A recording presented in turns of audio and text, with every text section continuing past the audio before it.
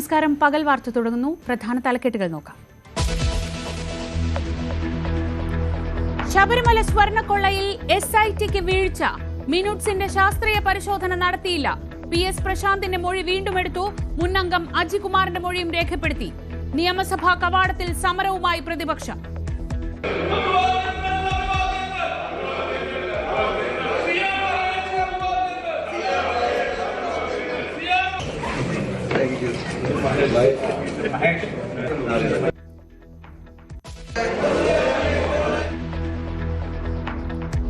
പയ്യന്നൂർ രക്തസാക്ഷി ഫണ്ട് തട്ടിപ്പ് നിയമസഭയിൽ ഉയർത്തി പ്രതിപക്ഷം. അടിയന്തര പ്രമേയത്തിന് അനുമതി നിഷേധിച്ച സ്പീക്കർ. ഗൗരവതരമായ ഒരു വിഷയം ഈ സഭയിലല്ലാതെ പിന്നെ എവിടെ പോയി പറയും? ഈ സഭ സമർപ്പിക്കുമ്പോൾ എന്തിന്റെ അടിസ്ഥാനത്തിലാണ്, ഏത് പ്രൊവിഷന്റെ അടിസ്ഥാനത്തിലാണ് ഇതിനകത്ത് അടിയന്തര പ്രാധാന്യം എന്ന് പറഞ്ഞത്? ഓർഡർ അടിയന്തര പ്രമേയത്തിന് അനുമതിയില്ല എന്ന് പറഞ്ഞു.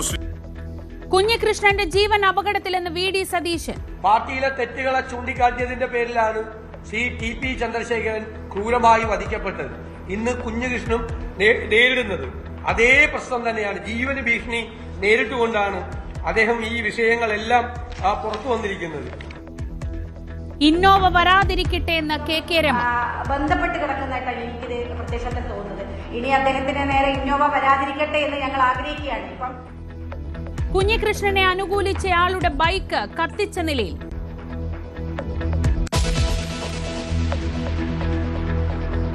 SNDP NSS ഐക്യം പൊളിഞ്ഞതിൽ മൗനം തുടർന്ന് വെള്ളാപ്പള്ളി. സമുദായ സംഘടനകളുടെ ആഭ്യന്തരകാര്യമെന്ന് VD സതീശൻ. ലീഗിനെതിരായ SNDPയുടെ ആരോപണം തള്ളി പ്രതിപക്ഷ നേതാവ്. പെരുന്നയിൽ VD സതീശൻ അനുകൂല ഫ്ലെക്സ്.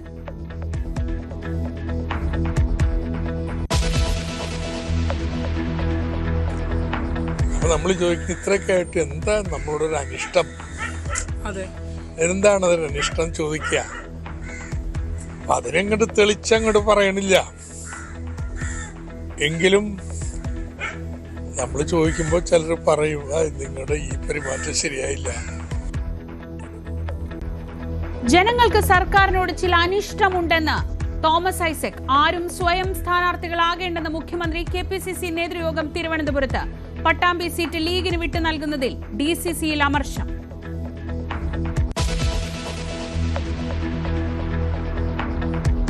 കോഴിക്കോട് സ്വദേശി ദീപക് ജീവനൊടുക്കിയതിൽ പ്രതി ഷിംജിത മുസ്തഫയ്ക്ക് ജാമ്യമില്ല.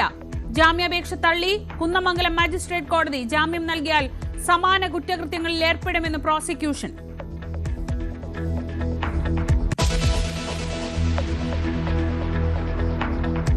വിജയ്ക്ക് വീണ്ടും തിരിച്ചടി. ജനനായകൻ റിലീസിന് അനുമതി നിഷേധിച്ച മദ്രാസ് ഹൈക്കോടതി.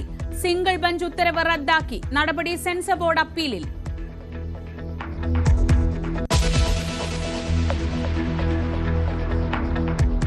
പുതുചരിത്രമെഴുതാൻ ഇന്ത്യയും യൂറോപ്യൻ യൂണിയനും. സ്വതന്ത്ര വ്യാപാര കരാർ അല്പസമയത്തിനകം പ്രഖ്യാപിക്കും. കുതിപ്പ് പ്രതീക്ഷിച്ച് ഇന്ത്യൻ വിപണി. കേന്ദ്ര ബജറ്റ് സമ്മേളനത്തിന് നാളെ തുടക്കം.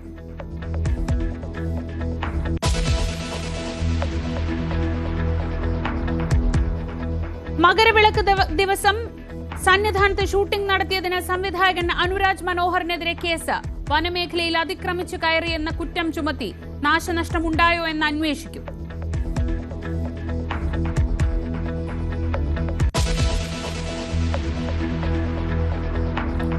ശബരിമല സ്വർണ്ണക്കൊള്ള അന്വേഷണത്തിൽ SITക്ക് ഗുരുതര വീഴ്ച. സ്വർണം ചെമ്പാക്കി മാറ്റിയതിന്റെ മിനുട്സ് ശാസ്ത്രീയ പരിശോധനയ്ക്ക് വിധേയമാക്കിയില്ല. പത്മകുമാറിനെതിരെ ഉള്ള നിർണായക തെളിവിലാണ് മെല്ലെപ്പോക്ക്. പത്മകുമാറിന്റെ കൈയക്ഷരം പരിശോധിക്കാൻ സാമ്പിൾ ശേഖരിച്ചത് 3 ദിവസം മുൻപ് മാത്രമാണ്. ഇതിനിടെ ദേവസ്വം ബോർഡ് മുൻ പ്രസിഡന്റ് PS പ്രശാന്തിന്റെ മൊഴി വീണ്ടും എടുത്തു. മുൻ അംഗം അജികുമാറിന്റെ മൊഴിയും രേഖപ്പെടുത്തി. VV വിനോദ് വിവരങ്ങളുമായി. വിനോദ്, ഈ സ്വർണ്ണക്കൊള്ളയുമായി ബന്ധപ്പെട്ട് ഏറ്റവും നിർണായകമായ ഒരു തെളിവായിരുന്നു ഈ രജിസ്റ്ററിൽ, മഹസറിൽ സ്വർണ്ണപ്പാളി എന്നതിന് പകരം ചെമ്പുപാളി എന്ന് എഴുതിയത്. അതാരെഴുതി, എന്തിനെഴുതി എന്നതാണ് സത്യത്തിൽ ഈ സ്വർണ്ണക്കൊള്ളയിലേക്ക് നയിക്കുന്ന പ്രധാനപ്പെട്ട വിവരം. അത് പരിശോധിച്ചില്ലെങ്കിൽ SIT എങ്ങനെയാണ് അതിനെ ന്യായീകരിക്കുക? ശ്രീജ, SITയുടെ പ്രവർത്തനം കൂടുതൽ സംശയ നിഴലിലാവുകയാണ്. പ്രതിപക്ഷം ഉന്നയിക്കുന്ന ഏറ്റവും പ്രധാനപ്പെട്ട ആരോപണം SITക്ക് മുകളിൽ മുഖ്യമന്ത്രിയുടെ ഓഫീസിൻ്റെ സമ്മർദ്ദമുണ്ട്. ചില 2 ADGPമാർ ഈ കാര്യത്തിൽ ഇടപെട്ടുവെന്ന് പ്രതിപക്ഷ നേതാവ് നേരത്തെ തന്നെ ആരോപണം ഉന്നയിച്ചതാണ്. ഇന്നും സഭയിൽ ഈ വിഷയം തന്നെയാണ് പ്രതിപക്ഷം ഉന്നയിക്കുന്നത്. സ്വർണ്ണക്കൊള്ളയിൽ കൃത്യമായ വസ്തുനിഷ്ഠമായ സത്യസന്ധമായ അന്വേഷണമല്ല നടക്കുന്നതെന്ന വാദമാണ് പ്രതിപക്ഷം ഉയർത്തുന്നത്. അപ്പോഴാണ് SITയുടെ ഭാഗത്ത് നിന്ന് ഇത്തരത്തിലുള്ള വീഴ്ചകൾ ഉണ്ടായെന്ന വിവരങ്ങൾ കൂടി പുറത്തു വരുന്നത്. ഈ മഹസറിൽ എഴുതിയത് സ്വർണ്ണപ്പാളികൾ കൊണ്ടുപോകുമ്പോൾ അത് ചെമ്പുപാളികൾ എന്ന് എഴുതിയത് പത്മകുമാർ എന്ന വിവരമാണ്. അങ്ങനെയെങ്കിൽ പത്മകുമാറിൻ്റെ കൈയക്ഷരമാണോ എന്നത് നേരത്തെ തന്നെ പരിശോധിക്കേണ്ടതാണ്. അതിനിതുവരെ SIT തയ്യാറായിരുന്നില്ല. 3 ദിവസം മുൻപ് മാത്രമാണ് ഇതിൻ്റെ സാമ്പിൾ ശേഖരിച്ചത്. അവിടെയാണ് ചില സംശയങ്ങൾ ഉയരുന്നത്. മുരാരി ബാബുവിന് ജാമ്യം ലഭിക്കുന്ന സാഹചര്യമുണ്ടായിരുന്നു. 90 ദിവസമായിട്ടും കുറ്റപത്രം, അത് ഭാഗികമായെങ്കിലും കുറ്റപത്രം സമർപ്പിക്കാൻ അന്വേഷണ സംഘത്തിന് കഴിഞ്ഞിരുന്നില്ല. അതുകൊണ്ട് തന്നെ സ്വാഭാവിക ജാമ്യം കിട്ടുന്ന സാഹചര്യമുണ്ടായിരുന്നു. ഇപ്പോൾ ED ഈ അന്വേഷണത്തിലേക്ക് വരികയും മുരാരി ബാബുവിനെ ഉൾപ്പെടെ വീണ്ടും അറസ്റ്റ് ചെയ്യാനുള്ള നീക്കത്തിലേക്ക് പോവുകയുമാണ്. അങ്ങനെ ഒരു കേന്ദ്ര ഏജൻസിയുടെ കടന്നുവരവ് ഉണ്ടായില്ലെങ്കിൽ ഇങ്ങനെ ഓരോരുത്തരായി പുറത്തേക്ക് പോകുന്ന നിലയുണ്ടാകും. അവിടെയാണ് സർക്കാരിനെതിരെ ഗുരുതരമായ ആരോപണം ഉയർന്നു വരുന്നത്. ഈ അന്വേഷണം നിഷ്പക്ഷമല്ല എന്ന രീതിയിലുള്ള ആക്ഷേപം പ്രതിപക്ഷം ശക്തിപ്പെടുത്തുന്നതും. ഏതായിരുന്നാലും നേരത്തെ തന്നെ ഹൈക്കോടതിയുടെ ഭാഗത്തു നിന്നുള്ള വിമർശനങ്ങൾ SITക്ക് മേലുണ്ടായിരുന്നു. പല കാര്യങ്ങളിലായി SITയെ വിമർശിക്കുന്ന സാഹചര്യം ഉണ്ടായിരുന്നു. അതോടൊപ്പം തന്നെയാണ് മറ്റൊരു കാര്യമുള്ളത്. PS പ്രശാന്തിനെ 3 ദിവസം മുൻപ്, ഒരാഴ്ച മുൻപ് ചോദ്യം ചെയ്തു എന്ന വിവരം കൂടി പുറത്തു വരുന്നുണ്ട്. മുൻ ദേവസ്വം ബോർഡ് പ്രസിഡന്റാണ്. അതോടൊപ്പം തന്നെ മുൻ ദേവസ്വം ബോർഡ് അംഗം അജികുമാറിനെയും വീണ്ടും ചോദ്യം ചെയ്തിട്ടുണ്ട്. 2019 സ്വർണ്ണക്കൊള്ള മറയ്ക്കുന്നതിന് വേണ്ടിയാണ് 2025 വീണ്ടും ഈ പാളികൾ പുറത്തേക്ക് കൊണ്ടുപോയെന്ന നിഗമനമാണ്. അതുകൊണ്ട് തന്നെ ഇത് കാലങ്ങളായി, വർഷങ്ങളായി നടക്കുന്ന ഒരു കവർച്ചയുടെ തുടർച്ച. അത് ആദ്യത്തെ കവർച്ച മറയ്ക്കുന്നതിന് വേണ്ടി വീണ്ടും തെളിവുകൾ നശിപ്പിക്കുന്നതിന് വേണ്ടി പാളികൾ അവിടെ നിന്ന് പലപ്പോഴായി കൊണ്ടുപോയി എന്ന വിലയിരുത്തലാണുള്ളത്. ശ്രീജ. ശരി, VV വിനോദാണ് വിവരങ്ങൾ നൽകിയത്. ശബരിമല സ്വർണ്ണക്കൊള്ള അന്വേഷണത്തിൽ ഗുരുതരമായ വീഴ്ച വന്നു എന്നാണ് ഇപ്പോൾ വിലയിരുത്തലുള്ളത്. SITയുടെ ഭാഗത്തു നിന്ന് കൈയക്ഷരം പരിശോധിക്കാത്ത വലിയ വീഴ്ചയായിട്ടാണ് കണക്കാക്കുന്നത്. സ്വർണ്ണക്കൊള്ള കേസിൽ തന്നെ പ്രതി ചേർത്തത് റദ്ദാക്കണമെന്നാവശ്യപ്പെട്ട് smart creations CEO Pankaj Bhandari നൽകിയ ഹർജി ഹൈക്കോടതി ഇന്ന് വീണ്ടും പരിഗണിക്കുകയാണ്. അറസ്റ്റ് നിയമവിരുദ്ധമെന്ന് ആരോപിച്ചാണ് പങ്കജിന്റെ ഹർജി. മതിയായ കാരണങ്ങളില്ലാതെയുള്ള അറസ്റ്റ് റദ്ദാക്കി തന്നെ മോചിപ്പിക്കണമെന്നും ഹർജിയിൽ ആവശ്യപ്പെടുന്നു. SIT സ്ഥാപനത്തിൽ നിന്ന് കണ്ടെത്തിയ 109.2 ഗ്രാം സ്വർണം സ്വമേധയാ കൈമാറിയതാണെന്നും 6 തവണ അറസ്റ്റിന് മുൻപ് ചോദ്യം ചെയ്യലിനായി ഹാജരായിട്ടുണ്ടെന്നും പങ്കജ് ഭണ്ഡാരിയുടെ ഹർജിയിൽ പറയുന്നു. ഹർജിയിൽ SIT ഇന്ന് നിലപാടറിയിക്കും. സ്വർണ്ണക്കൊള്ളയിൽ അഴിമതിക്കാരായ മുഴുവൻ ആളുകളെയും അറസ്റ്റ് ചെയ്യണമെന്നാവശ്യപ്പെട്ട് സംസ്ഥാന വ്യാപകമായി കോൺഗ്രസിന്റെ പ്രതിഷേധം. ജില്ലാ കോൺഗ്രസ് കമ്മിറ്റികളുടെ നേതൃത്വത്തിലായിരുന്നു മാർച്ച്. കോഴിക്കോട് നടന്ന പ്രതിഷേധം KPCC ജനറൽ സെക്രട്ടറി സന്ദീപ് വാര്യരും, പത്തനംതിട്ടയിൽ കളക്ടറേറ്റിലേക്ക് നടന്ന march KPCC vice president M. ലിജുവും ഉദ്ഘാടനം ചെയ്തു.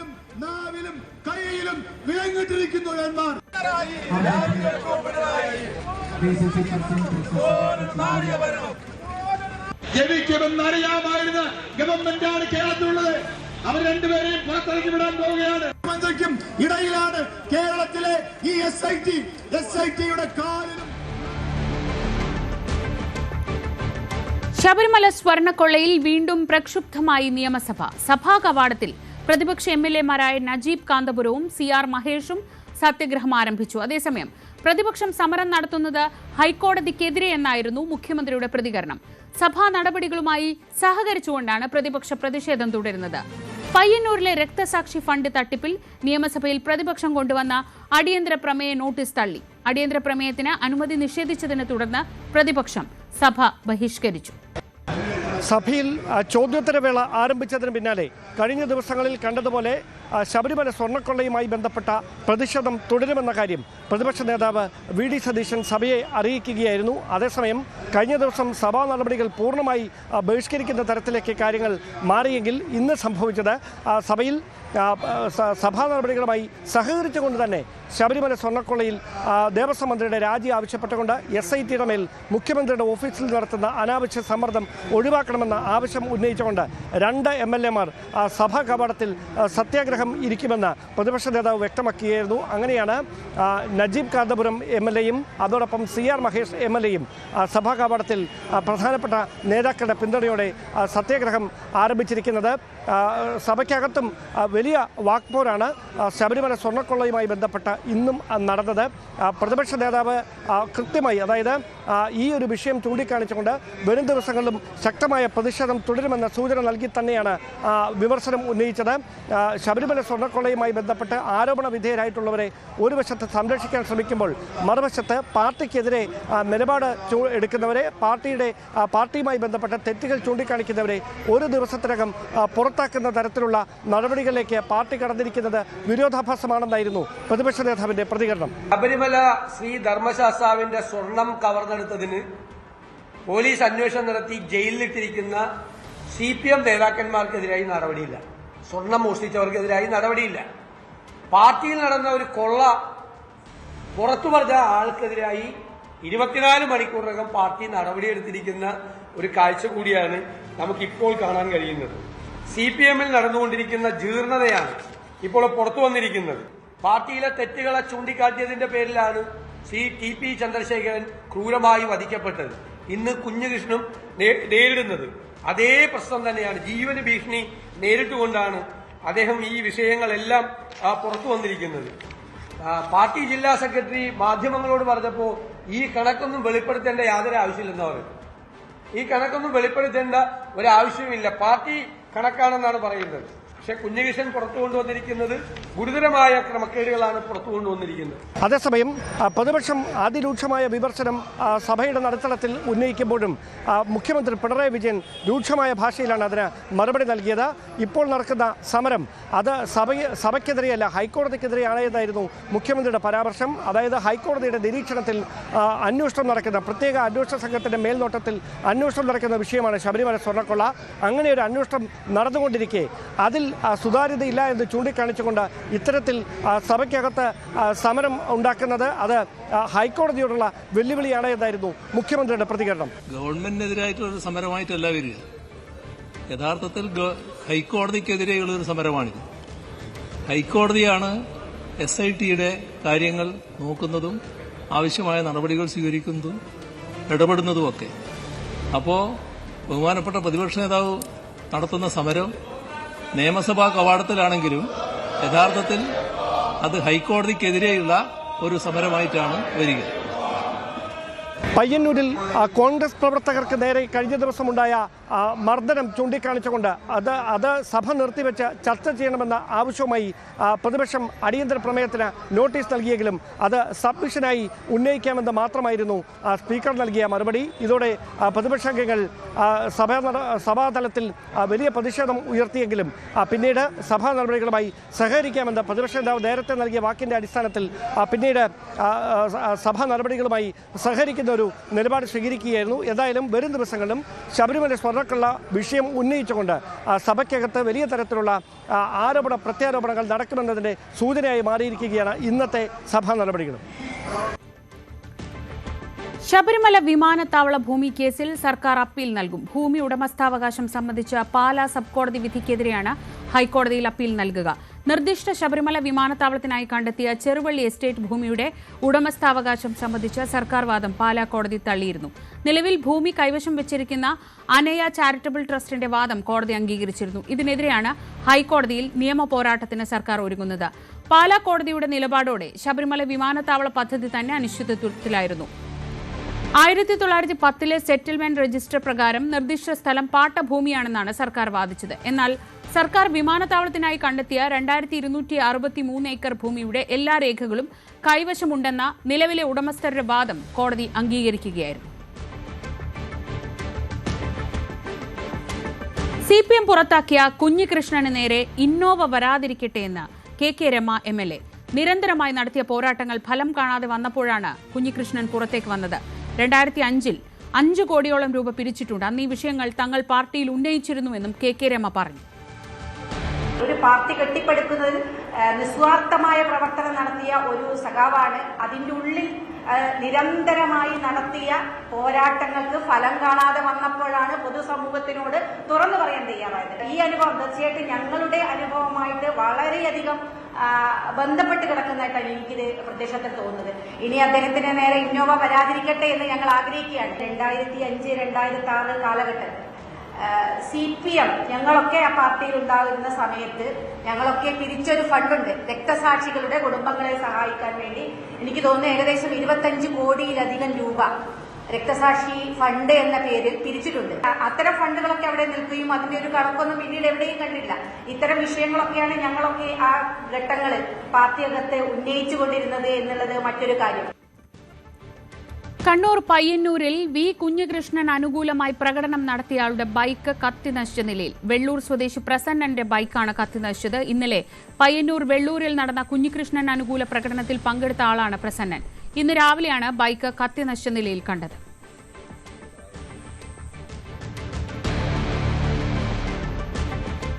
വെള്ളാപ്പള്ളി നടേശനും ജി സുകുമാരൻ നായരും പ്രഖ്യാപിച്ച SNDP NSS ഐക്യം പൊളിഞ്ഞത് UDF-ന് ആശ്വാസവും ഇടതുമുന്നണിക്ക് തിരിച്ചടിയുമാണ്.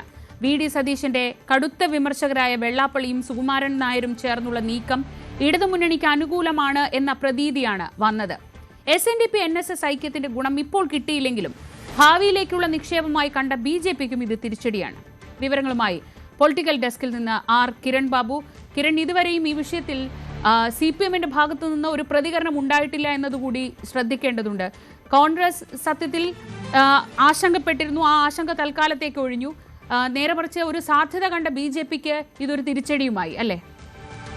ശ്രീജ, അങ്ങനെയാണ്. കേരളത്തെ സംബന്ധിച്ച് SNDP NSS ഐക്യം വന്നതോടുകൂടി അത് ഇടതുമുന്നണിക്ക് അനുകൂലമാണ്. പ്രത്യേകിച്ച് പ്രതിപക്ഷത്തെ നയിക്കുന്ന പ്രതിപക്ഷ നേതാവ് VD സതീശന് എതിരെ രൂക്ഷമായ വിമർശനമാണ് വെള്ളാപ്പള്ളി നടേശനായാലും ജി സുകുമാരൻ നായരായാലും ഉന്നയിച്ചത്. അതുകൊണ്ട് അത് UDF-ന് എതിരാണ്, ഒപ്പം BJPക്ക് എതിരാണ്. പക്ഷേ ഇടതുമുന്നണിക്ക് അനുകൂലമായ മുഖ്യമന്ത്രിയുടെ നിലപാടുകളെ പതിവ് വിട്ട് സ്ഥിരമായി പിന്തുണയ്ക്കുന്ന ആളാണ് വെള്ളാപ്പള്ളി നടേശൻ. പക്ഷേ NSS ജി സുകുമാരൻ നായർ ശബരിമല വിഷയത്തിലടക്കം പിണറായി വിജയനെയും ഇടത് സർക്കാരിനെയും പിന്തുണയ്ക്കുന്ന ഒരു നിലപാടാണ് സ്വീകരിച്ചത്. ഇത് ആകെ ഉണ്ടാക്കിയ പരസ്യമായി അവർ ആർക്കെങ്കിലും പിന്തുണ നൽകുകയോ അല്ലെങ്കിൽ പിന്തുണയില്ല എന്ന് പറയുകയോ ചെയ്തില്ലെങ്കിലും ഇത് ഇടതുമുന്നണിക്ക് അനുകൂലമാണ്, UDF-നെതിരാണ് എന്നൊരു പ്രതീതിയായിരുന്നു വന്നിരുന്നത്. ഇങ്ങനെ ഐക്യം പൊളിഞ്ഞതോടുകൂടി സ്വാഭാവികമായും അത് ഇടതുമുന്നണിക്ക് ഒരു തിരിച്ചടിയാണ്. രണ്ട് പ്രബല സമുദായങ്ങളുടെ പിന്തുണ ഒരുമിച്ച് നിന്ന് ഞങ്ങൾക്കുണ്ട് എന്നുള്ളത് മാറുന്നു എന്നുള്ളത്. പക്ഷേ രണ്ടുപേരുടെയും ഇടതുമുന്നണിയുള്ള നിലപാടിൽ ഏതെങ്കിലും തരത്തിൽ മാറ്റം വരുത്തിയിട്ടില്ല എന്നുള്ളത് അവർക്ക് ഒരു തരത്തിൽ പറഞ്ഞാൽ ആശ്വസിക്കാനും വകയാണ്. UDF-നാണ് ഇത് ഏറ്റവും വലിയ ആശ്വാസവും വിജയവും ഒക്കെ ആവുന്നത്. ഇവർ രണ്ടുപേരും ചേർന്ന് പ്രതിപക്ഷ നേതാവിനെതിരെ തിരിയുന്നു, അത് UDF-നെതിരെ തിരിയുന്നു, പിണറായി വിജയനെ പുകഴ്ത്തുന്നു. അത് UDF അനുകൂല അന്തരീക്ഷ സംസ്ഥാനത്തില്ല എന്നുള്ള, അല്ലെങ്കിൽ പ്രബല സമുദായങ്ങളൊന്നും UDF-നൊപ്പം ഇല്ല എന്നുള്ളൊരു തോന്നൽ സൃഷ്ടിച്ചിരുന്നു. അത് ഒഴിവാക്കാൻ കഴിയുമെന്നത് UDF-നെ സംബന്ധിച്ച് വലിയ നേട്ടമാണ്. മറ്റൊന്ന് BJP-ആണ്. BJP തൽക്കാലത്തേക്ക് ഈ ഐക്യം കൊണ്ട് അവർക്ക് ഏതെങ്കിലും തരത്തിൽ നേട്ടം ഉണ്ടാകില്ല എന്ന് മാത്രമല്ല BJP-ക്കെതിരായ നിലപാടാണ് ജി സുകുമാരൻ നായരൊക്കെ സ്വീകരിച്ചത്. വെള്ളാപ്പള്ളി നടേശൻ അങ്ങനെ നിലപാട് സ്വീകരിച്ചിട്ടുണ്ടെങ്കിലും ജി സുകുമാരൻ നായർ ആ നിലപാട് തന്നെയാണ് സ്വീകരിച്ചത്. പക്ഷേ നായർ ഈഴവ ഐക്യം എന്ന് പറയുന്നത് ആ തരത്തിൽ ഹിന്ദു മതത്തിലെ രണ്ട് പ്രബല സമുദായങ്ങൾ, ഏറ്റവും കൂടുതൽ അംഗങ്ങളുള്ള രണ്ട് സമുദായങ്ങൾ, ആ രണ്ട് സമുദായങ്ങൾ തമ്മിലുള്ള ആ സമുദായങ്ങളുടെ സംഘടനകൾ തമ്മിലുള്ള ഐക്യം അത് ഭാവിയിലേക്ക് BJPക്ക് ഗുണം ചെയ്യും. ഭാവിയിലേക്ക് അതൊരു നിക്ഷേപമായി മാറും. BJPയുടെ എല്ലാ കാലത്തെയും അജണ്ട അങ്ങനെ തന്നെയാണ്. ആ ഒരു കണക്കൂട്ടൽ BJPക്ക് ഉണ്ടായിരുന്നു. ആ തരത്തിൽ പറഞ്ഞാൽ BJPക്ക് ഭാവിയിലേക്ക് അത് തിരിച്ചടിയാണ്. തൽക്കാലം BJPക്ക് ഏതെങ്കിലും തരത്തിൽ അതൊരു നേട്ടമോ അല്ലെങ്കിൽ അതൊരു കോട്ടമോ ഒന്നും പ്രത്യക്ഷമായി ഉണ്ടാവാനുള്ള സാധ്യത കുറവുമാണ്. ശരി, R കിരൺ ബാബുവാണ് പൊളിറ്റിക്കൽ ഡെസ്കിൽ നിന്ന് വിശകലനം നടത്തിയത്. NSS SNDP ഐക്യനീക്കത്തിൽ നിന്നുള്ള പിന്മാറ്റം സമുദായ സംഘടനകളുടെ ആഭ്യന്തര കാര്യമെന്ന് പ്രതികരിച്ച് പ്രതിപക്ഷ നേതാവ് VD സതീശൻ. ലീഗിനെതിരായ SNDP ആരോപണം ശരിയല്ല എന്ന് NSS തന്നെ പറഞ്ഞിട്ടുണ്ട്. അവർക്ക് ന്യായമായ പരാതി ഉണ്ടെങ്കിൽ ഇടപെടുമെന്നും സതീശൻ പറഞ്ഞു. NSS ആദ്യമെടുത്ത തീരുമാനവും രണ്ടാമതെടുത്ത തീരുമാനവും NSS-ന്റെ ആഭ്യന്തരമായ കാര്യമാണ്. അതിൽ കോൺഗ്രസ് നേതാക്കൾ ആരും ഇടപെട്ടിട്ടില്ല, ഇടപെടില്ല. ഞങ്ങൾ സമുദായങ്ങളുടെ ആഭ്യന്തര കാര്യങ്ങളിൽ ഇടപെടാറില്ല. NSS-ഉം SNDP-യും തമ്മിലുള്ള സഖ്യം ഇല്ലാതാക്കിയത് ലീഗാണ് എന്നുള്ള SNDP ജനറൽ സെക്രട്ടറിയുടെ ആരോപണം ശരിയല്ല എന്നാണ് NSS ജനറൽ സെക്രട്ടറി അദ്ദേഹം പറഞ്ഞാൽ ശരിയല്ല, ലീഗ് അങ്ങനെ ഇടപെട്ടിട്ടേ ഇല്ല എന്ന് പറഞ്ഞു. അവർക്കൊരു പരാതി ഉണ്ട് എന്ന് പറഞ്ഞാൽ ഞങ്ങൾ ഇടപെടും. അവർക്കൊരു ന്യായമായ പരാതി ഏത് സമുദായത്തിനുണ്ടെന്ന് പറഞ്ഞാലും ഞങ്ങൾ ഇടപെടും, ഉറപ്പായിട്ട് ഇടപെടും. ഞങ്ങളതിന് ന്യായമായ കാര്യത്തിന് പരിഹാരം ഉണ്ടാക്കാൻ വേണ്ടിയിട്ട് ഞങ്ങൾ ആരുടെയും കൂടെ നിൽക്കും. പക്ഷെ ഒറ്റ കണ്ടീഷനിൽ ഒരാൾ വർഗീയത പറയും, വർഗീയത പറഞ്ഞാൽ തിരിച്ചു പറഞ്ഞു. അതിൽ ഒരു വിട്ടുവീഴ്ചയില്ല. NSS SNDP ഐക്യനീക്കത്തിനു പിന്നിൽ രാഷ്ട്രീയമുണ്ടെന്ന് സൂചിപ്പിച്ച് PK കുഞ്ഞാലിക്കുട്ടി ഒരു വർഗീയവൽക്കരണത്തിന്റെ ശ്രമം ഇവിടെ നടന്നിട്ടുണ്ട്. അത് നടന്നില്ല എന്നതിൽ കേരള സമൂഹം സമാധാനിക്കണമെന്നും PK കുഞ്ഞാലിക്കുട്ടി പറഞ്ഞു. ഇങ്ങനെയുള്ള വിഷയങ്ങൾ ഉപയോഗിച്ചിട്ട് ആരോ ചിലര് ഒരു വർഗീയവൽക്കരണത്തിൽ, അതിശക്തമായ ഒരു വർഗീയവൽക്കരണത്തിൽ, അതായത് ചില പ്രത്യേക സമുദായങ്ങളുടെ ഒരു ഫോബിയ സൃഷ്ടിച്ചിട്ട് ഒരു വർഗീയവൽക്കരണത്തിൽ കൊണ്ടുപിടിച്ച ഒരു ശ്രമം ഇവിടെ ഉണ്ടായിരുന്നു. അതിനൊന്നും കൂട്ടുവെക്കുന്ന ആളുകളല്ല ഞങ്ങൾ എന്ന് എന്റെ സുഹൃത്തിനെ പോലെയുള്ള പശ്ചാത്തലമുള്ള സംഘടനകൾ പ്രഖ്യാപിച്ചു. അത് ആ ഒരു വർഗീയവൽക്കരണത്തിനുള്ള ശ്രമം ഇവിടെ ഇല്ലാതായി എന്നുള്ളതിന് കേരളം ആശ്വാസപ്പെടണം എന്നാണ്. പെരുന്നയിൽ പ്രതിപക്ഷ നേതാവ് വി.ഡി. സതീശന് അഭിവാദ്യം അർപ്പിച്ചുകൊണ്ട് ഫ്ലക്സ് ബോർഡുകൾ. വർഗീയതയ്ക്കെതിരെ സന്ധിയില്ലാത്ത പോരാട്ടം നടത്തുന്ന വി.ഡി. സതീശന് അഭിവാദ്യങ്ങൾ എന്നാണ് ബോർഡിലുള്ളത്. KSU, യൂത്ത് കോൺഗ്രസ്, സേവാദൾ എന്നീ സംഘടനകളുടെ പേരിലാണ് ബോർഡുകൾ. വിജയ് ചിത്രം ജനനായകന് വീണ്ടും തിരിച്ചടി. ചിത്രത്തിന്റെ റിലീസ് അനുമതി മദ്രാസ് ഹൈക്കോടതി നിഷേധിച്ചു. സെൻസർ ബോർഡ് അപ്പീലിൽ മദ്രാസ് ഹൈക്കോടതിയാണ് ഉത്തരവ് പുറപ്പെടുവിച്ചത്. ഡിവിഷൻ ബെഞ്ചാണ് സിംഗിൾ ബെഞ്ച് ഉത്തരവ് റദ്ദാക്കിയത്. എതിർ സത്യവാങ്മൂലം സമർപ്പിക്കാൻ CBFCക്ക് സാവകാശം നൽകിയില്ല എന്ന വാദം അംഗീകരിച്ചുകൊണ്ടാണ് ഉത്തരവ്. ജനനായകൻ സിനിമയുടെ റിലീസിൽ KVN സിനിമാസിനും അതുപോലെ വിജയ്ക്കും കനത്ത തിരിച്ചടിയാണ് ഇന്നുണ്ടായിരിക്കുന്നത്.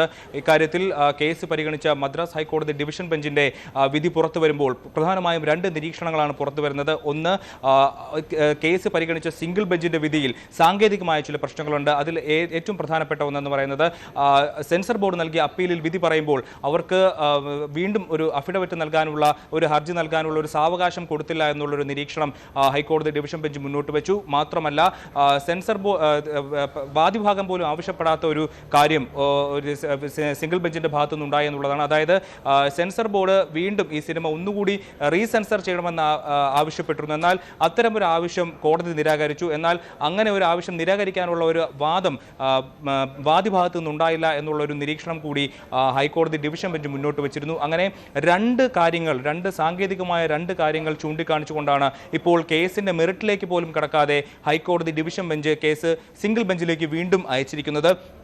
ഇനി ഒന്നേന്ന് വാദം കേട്ട് എല്ലാ കാര്യങ്ങളും പരിഗണിച്ച ശേഷം മാത്രമേ അതിലൊരു വിധി പറയാനായിട്ട് സിംഗിൾ ബെഞ്ചിന് സാധിക്കുകയുള്ളൂ. അപ്പോൾ ഈ ജനുവരി 9 റിലീസ് ചെയ്യാൻ ഇരുന്ന സിനിമ ഇനിയും അതിൻ്റെ റിലീസ് നീണ്ടുപോകാനുള്ള ഒരു സാധ്യതയുണ്ട്. കാരണം സിംഗിൾ ബെഞ്ചിന് വീണ്ടും ഹർജി നൽകി ആ കേസ് വീണ്ടും പരിഗണിച്ച് അതിൽ വീണ്ടും ആ കേസിൻ്റെ വിധിയെ തുടർന്ന് വീണ്ടും ആരെങ്കിലും അപ്പീൽ പോയാൽ അങ്ങനെ നീണ്ടു സുപ്രീം കോടതി വരെ എത്തുകയാണെങ്കിൽ സിനിമയുടെ റിലീസ് അനിശ്ചിതകാലത്തേക്ക് നീണ്ടുപോകും. മാത്രമല്ല, ഇത് തമിഴ്നാട്ടിൽ തെരഞ്ഞെടുപ്പ് വരാനിരിക്കുന്ന കാലമാണ്. വലിയ രീതിയിൽ വിജയെ സംബന്ധിച്ച് രാഷ്ട്രീയത്തിൽ തെരഞ്ഞെടുപ്പിൽ നിൽക്കുന്ന ഒരു സാഹചര്യം കൂടിയുണ്ട്. അപ്പോൾ അവിടെ തെരഞ്ഞെടുപ്പ് പ്രചാരണം നടക്കുന്ന വേളയിൽ വീണ്ടും ഒരു രാഷ്ട്രീയ അടക്കം വലിയ രീതിയിൽ സംസാരിക്കുന്ന ഒരു സിനിമ ഇറക്കാൻ കഴിയുമോ, അതിന് നിയമസാധുത എന്നൊക്കെയുള്ള ഒരുപാട് ചോദ്യങ്ങൾ ബാക്കി നിൽക്കുകയാണ്. എന്തായാലും ഈ വിഷയത്തിൽ വിജയ് പരസ്യമായി ഒരു പ്രതികരണം ഇതുവരെ നടത്തിയിട്ടില്ല. പക്ഷേ പരോക്ഷമായ രീതിയിൽ ഒരു സമ്മർദ്ദങ്ങൾക്കും തന്നെ കീഴ്പ്പെടുത്താൻ കഴിയില്ല എന്നുള്ളൊരു പ്രസ്താവന നേരത്തെ വിജയ് ഇറക്കിയിരുന്നു. എന്നാൽ KVN പ്രൊഡക്ഷൻസ് സിനിമയുടെ റിലീസുമായി ബന്ധപ്പെട്ട് കേസുമായി ഹർജികളുമായി മുന്നോട്ട് പോകാൻ തന്നെയാണ് തീരുമാനം.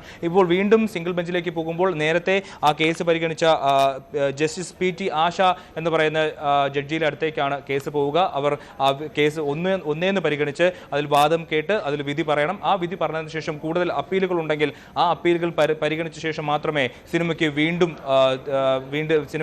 പ്രദർശനാനുമതി ലഭിക്കുകയുള്ളൂ. അങ്ങനെയാണെങ്കിൽ ജനനായകൻ എന്ന് പറയുന്ന ആരാധകർ ഏറെ കാത്തിരുന്ന സിനിമയുടെ റിലീസ് അനിശ്ചിതകാലത്തേക്ക് വൈകുമെന്നുള്ളതാണ് ഇപ്പോഴത്തെ നിയമകാര്യങ്ങളിൽ നിന്ന് മനസ്സിലാകുന്നത്.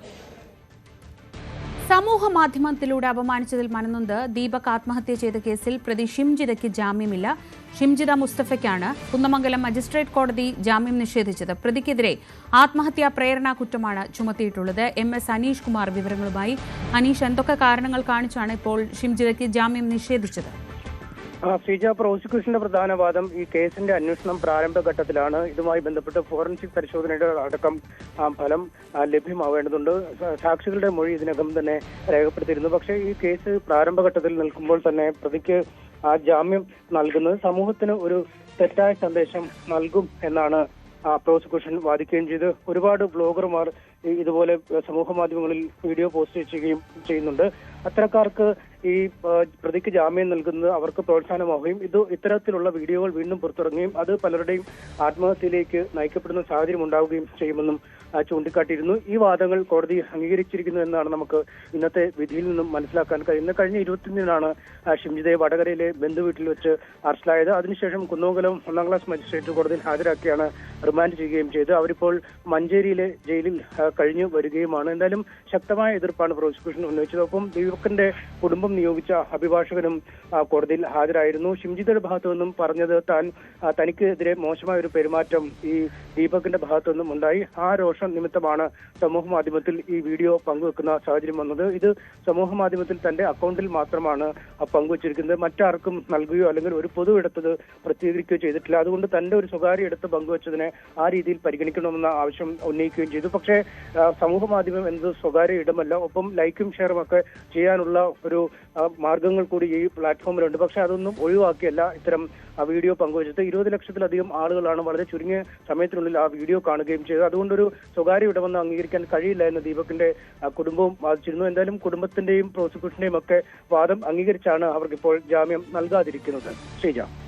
MS അനീഷ് കുമാറാണ് കോഴിക്കോട് നിന്ന്. നാട്ടിലെത്തിയ കാട്ടുപോത്തിനെ വിരട്ടി ഓടിക്കുന്നതിനിടെ ഫോറസ്റ്റ് ഉദ്യോഗസ്ഥന് വയറ്റിൽ കുത്തേറ്റു. കാട്ടാക്കട കള്ളിക്കാട് ഗ്രാമപഞ്ചായത്തിലെ കണ്ടംതിട്ട മേഖലയിലാണ് കാട്ടുപോത്ത് ഇറങ്ങിയത്. ചീനിക്കാല ജംഗ്ഷനിൽ നിന്ന് കണ്ടംതിട്ട ജംഗ്ഷൻ വരെ വന്ന കാട്ടുപോത്തിനെ വിരട്ടി ഓടിക്കുന്നതിനിടയിലാണ് Paruthippally RRT deputy range forest officer അനിലിന് ഗുരുതരമായ പരിക്കേറ്റത്. അരുൺ മോഹൻ വിവരങ്ങളുമായി. അരുൺ, എന്താണ് വിശദാംശങ്ങൾ? ഇന്ന് രാവിലെ ആയിരുന്നു ഈ ഒരു സംഭവം. ഈ പറയുന്ന കാട്ടാക്കടയ്ക്ക് സമീപത്തുള്ള കള്ളിക്കാട് പഞ്ചായത്തിലെ വിവിധ പ്രദേശങ്ങളിലൂടെ ആണ് കാട്ടുപോത്ത് ഇറങ്ങുന്നത്. ഒരു ഒറ്റയാൻ ഇത് ഗ്രാമപ്രദേശങ്ങളിലേക്ക് ഇറങ്ങുന്നു, ജനവാസ കേന്ദ്രത്തിലേക്ക് ഇറങ്ങുന്നു, ജനങ്ങൾ ഭീതിയിലാകുന്നു. തുടർന്ന് വനപാലകർ എത്തുന്നു. അതിലെ RRT ഡെപ്യൂട്ടി ഡയറക്ടർ ഫോറസ്റ്റ് ഓഫീസറായ അനിലിനെയാണ് കാട്ടുപോത്ത് ആക്രമിച്ചത്. അതിൽ ഗുരുതരമായ ഒരു പരിക്കേറ്റു. അദ്ദേഹത്തെ തുടർന്ന് കള്ളിക്കാടുള്ള ഒരു ആശുപത്രിയിൽ എത്തിക്കുന്നു. തുടർന്ന് അദ്ദേഹത്തെ സ്വകാര്യ ആശുപത്രിയിൽ എത്തിച്ച് അടിയന്തര ചികിത്സ നൽകുന്ന ഒരു സാഹചര്യമാണ് ഇപ്പോൾ ഉണ്ടായിട്ടുള്ളത്. അതേസമയം ഇപ്പോഴും ഈ പറയുന്ന കാട്ടുപോത്ത് കൂട്ടത്തെ ജനവാസ കേന്ദ്രത്തിൽ നിന്ന് തുരത്തി ഓട്ടിക്കാനുള്ള നീക്കത്തിലാണ് വനപാലകർ ഇപ്പോഴും നിൽക്കുന്നത്. ഏറെ കാലമായി ഈ പ്രദേശത്ത് വന്യമൃഗജനങ്ങൾ ശല്യം ഉള്ളൊരു പ്രദേശമാണ്. ഇവിടെ കാട്ടുപോത്ത്, പന്നി തുടങ്ങിയവയുടെ ആക്രമണമുണ്ട്. ഏതാനും മാസങ്ങൾക്ക് മുമ്പാണ് ബൈക്ക് യാത്രികയായ ഒരു കുടുംബത്തെ കാട്ടുപന്നി ആക്രമിച്ച് പരിക്കേൽപ്പിച്ചത്. ഇങ്ങനൊരു പശ്ചാത്തലവും ഉണ്ടായിരുന്നു. ശ്രീജ, എന്തായാലും ഇപ്പോൾ വനപാലകർ സ്ഥലത്തുണ്ട്. ഇതിനെ നിയന്ത്രിക്കാനുള്ള നീക്കത്തിലാണ്. ശ്രീജ. അരുൺ മോഹനാണ് വിവരങ്ങൾ നൽകിയത്. ഫോറസ്റ്റ് ഓഫീസർക്കാണ് കാട്ടുപോത്തിന്റെ കുത്തേറ്റ്. വയനാട്ടിൽ കൽപ്പറ്റയ്ക്ക് പിന്നാലെ കണിയാമ്പറ്റയിലും വിദ്യാർത്ഥിക്ക് ക്രൂരമർദ്ദനം. കണിയാമ്പറ്റ സ്വദേശിയായ 14 വയസ്സുകാരനെയാണ് ഒരു കൂട്ടം വിദ്യാർത്ഥികൾ ചേർന്ന് ക്രൂരമായി മർദ്ദിച്ചത്. ഇന്നലെ ഉച്ചയോടെ വില്ലേജ് ഓഫീസ് റോഡിന് സമീപത്തായിരുന്നു മർദ്ദനം. കമ്പളക്കാട് പോലീസ് കേസെടുത്ത് അന്വേഷണം ആരംഭിച്ചു.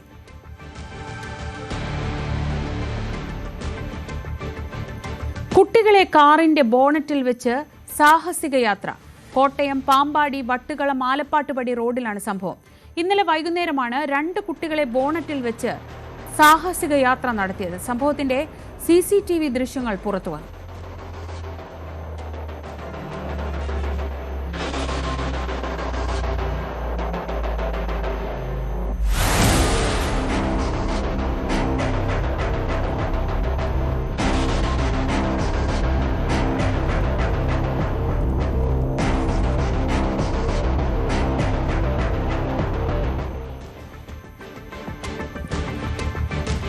എറണാകുളം തിരുവാങ്കുളത്ത് പാറമടയിൽ വിദ്യാർത്ഥിനിയുടെ മൃതദേഹം. ചോറ്റാനിക്കര VHSE സ്കൂളിലെ +1 വിദ്യാർത്ഥിനി ആദിത്യയാണ് മരിച്ചത്. രാവിലെ കുട്ടി സ്കൂളിലേക്ക് പോകുന്നത് കണ്ടതായി നാട്ടുകാർ പറയുന്നു.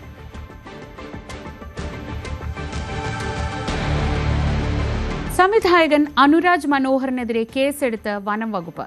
ശബരിമലയിൽ മകരവിളക്ക് ദിവസം സിനിമാ ഷൂട്ടിംഗ് നടത്തിയെന്ന പേരിലാണ് കേസ്.